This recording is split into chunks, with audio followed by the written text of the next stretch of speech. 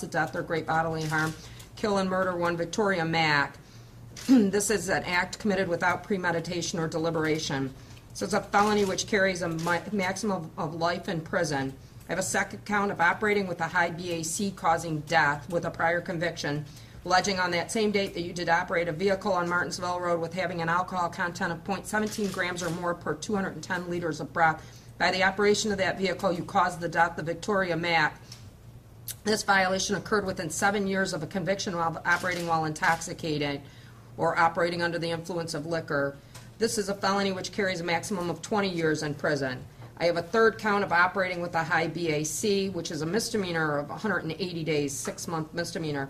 Because of prior convictions in 86 in Westland for operating under the influence, in 87 in Plymouth for operating under the influence, for 89 in Westland for operating under the influence, in 91 in Westland for operating under the influence, in 94 in Detroit for operating under the influence, 94 again in Detroit for operating under the influence, in 98 in Detroit for operating under the influence, in 2003 in Westland for operating under the influence, in 2006 in Westland for operating under the influence, in 2008 in Detroit for operating under the influence.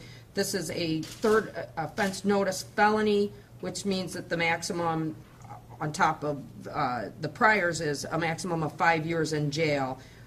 You're also charged with operating license suspended, revoked, denied, causing a death, which is a 15-year felony, and a fifth count of operating while alcohol content in an open container, in a vehicle, which is a 90-day misdemeanor. Then you're also charged as a habitual offender, fourth offense notice, because of all of the prior convictions, which I've previously stated, which makes this a life offense enhancement. I want to inform you that you're entitled to be represented by an attorney. If you are indigent and cannot, through the help of your family and friends, secure the money to hire an attorney, the court will appoint one to represent you.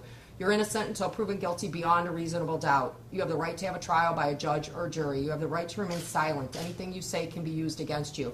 The next step in these proceedings is a preliminary exam. It's not a trial at which your guilt or innocence is established, but a hearing to determine if there's enough evidence to hold you for trial.